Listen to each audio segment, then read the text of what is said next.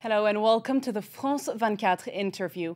Our guest today is one of the foremost political voices in the United States, a Vietnam War veteran, a former POW, prisoner of war. He's long been known as a maverick within the Republican Party. He's also a stalwart of that party, a longtime senator, and the presidential nominee in 2008. Arizona Senator John McCain joins me now from Phoenix. Senator, thank you for speaking to France 24 today. Thank you. You've just returned from the Turkish-Syrian border, where tens of thousands of Syrians have fled the violence and taken refuge. What did you see there, and what stories did people tell you? Well, we saw a lot of misery, as much as 25,000 people living in tents in very difficult conditions. We heard from people firsthand stories of murder, rape, torture, of the most horrendous fashion.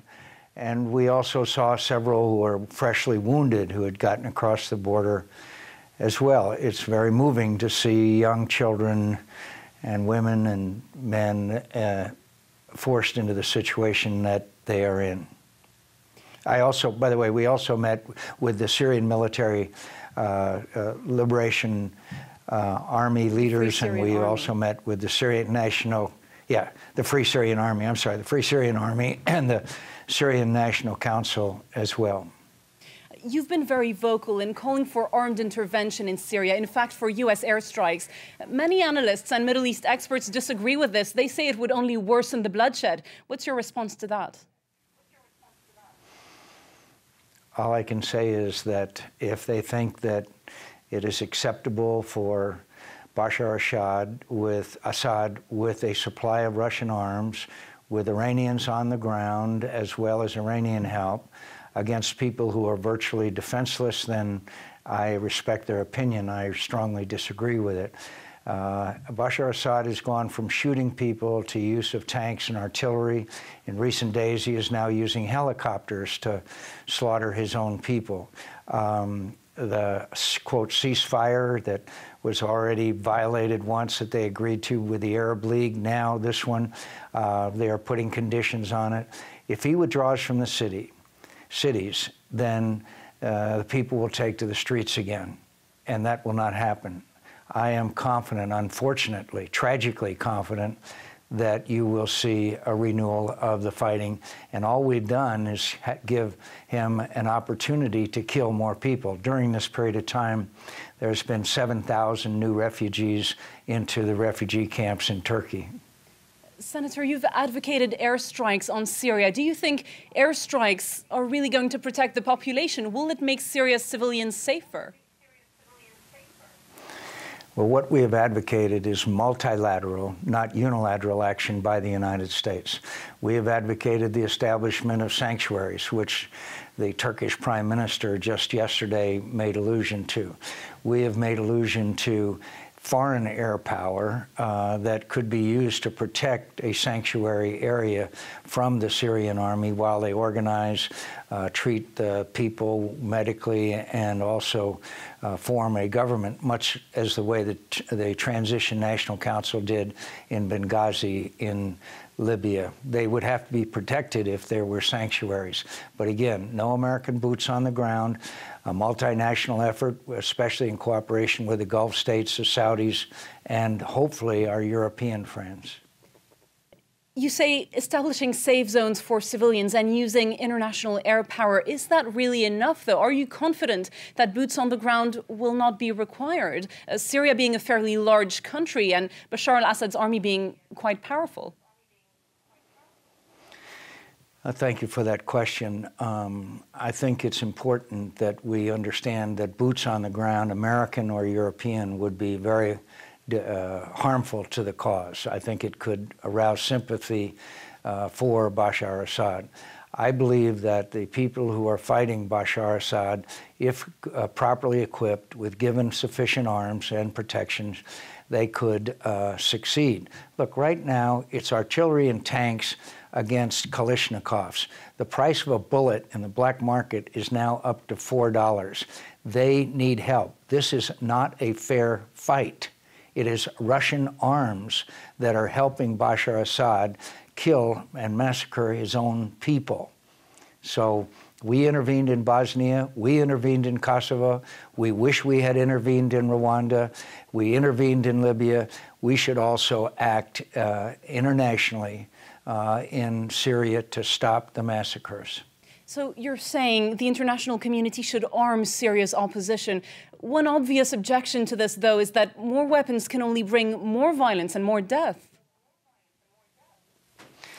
Well, right now, the violence and death has been escalated by Bashar Assad because the people continue to resist him. And as I've said already several times, it's an unfair fight. They're using Russian arms. They're using attack helicopters. They are using Iranians on the ground that are torturing and murdering and raping people.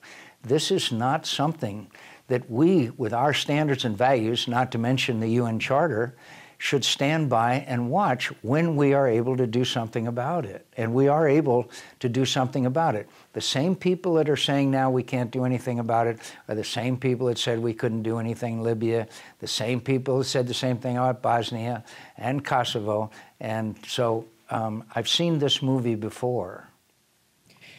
Let's look at how this is being perceived in U.S. public opinion. The United States has just pulled out of Iraq a few months ago. It still has a significant presence in Afghanistan. Would the public, and crucially, would Congress back another military intervention? Isn't this a non-starter? I think, first of all, Americans are very war-weary, and understandably, with Iraq and Afghanistan, as you mentioned. But this is where presidential leadership comes in. This is where the president tells the American people why what Bashar Assad is doing is an offense to our standards, our values, our commitments, our solemn commitments that all individuals are endowed with certain inalienable rights. And by the way, you might also mention that if Bashar Assad fell, it would be the greatest blow to Iran in the last 25 years. They would lose their connections with Hezbollah and in Lebanon. They would lose a great deal if Bashar Assad fell, and that is something else, I think, that should be at least a consideration. You mentioned the Iran-Syria axis. Is that one of the major benefits for the United States, that it could get out of such an intervention? Because the risks are also enormous of sparking a regional conflagration, a regional war, potentially. So if we look at U.S. interest, it is a risky calculation. Well, I'm not sure who else would intervene on the side of Bashar Assad and any more vigorously than the Iranians and the Russians are doing now. But I think it also is an event with Bashar Assad falling could have a profound effect on the whole equation and balance of power in the Middle East, and it would have to be in our favor. It would be an enormous blow to Hezbollah and Hamas. It would be a blow to Iranians' ability to use their client state Syria for a variety of reasons, including, as they used to, sending fighters, foreign fighters into Iraq to kill Americans. So, but most importantly here, I think that as we watch people who are tortured and raped and murdered, and all you have to do is turn on any television program, news program, and you'll see it. This is an offense to everything we stand for and believe in. And we, the strongest military alliance in the world, NATO, the strongest military nation in the world, the United States, we should be able to do something about this. If we can't, we ought to reevaluate where our tax dollars are going. Senator McCain, you mentioned the parallel, you drew the parallel with the interventions in Bosnia, in Kosovo, in Libya, where the responsibility to protect was invoked to justify the intervention. If we compare the situation in Syria to Muammar Gaddafi's Libya, isn't Bashar al-Assad's army much more powerful, much more difficult to defeat? I think it's no doubt that Syria has formidable military, including the latest Russian air defenses.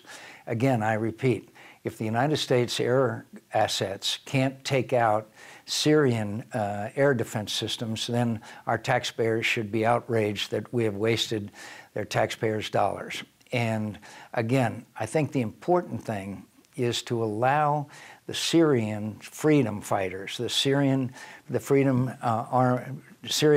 Army should be allowed to have weapons with which to defend themselves and should be able to at least give some balance in this unfair fight. And that's really what this is all about. Looking away from the military situation for a moment, if we look at the diplomatic option, do you think there's still a chance diplomacy can work, or the UN Security Council can still exert enough pressure? Well, obviously that depends a great deal on Russia and China, and so far we have seen no movement on the part of Russia to pass a resolution that would have the effect of aiding the Syrian resistance. So that, and also China. But Russia and China should also understand that their reputation in that part of the world is being very badly damaged. And by the way, I'd like to express my appreciation to the strong words of support that the French government and people have given the people of Syria. There's a long history between the two countries. For my last quick question, I'm going to turn to another topic and the US presidential race, the campaign which is underway. The Republican field in particular. Rick Santorum just pulled out. It looks like Mitt Romney has a lock on the Republican nomination. Do you think he'll be able to unite the party? And do you think a Romney-Santorum ticket could be one way to do that? Well, I'd like to give you a very frank answer. Yes, I think we can unite the party. And I still think we have a good chance of victory in November. But I also must tell you that Mitt Romney's favorability ratings have fallen badly because of the kind of campaign that's been going on, and it has been enormously to the benefit of President Obama. So we got an uphill fight.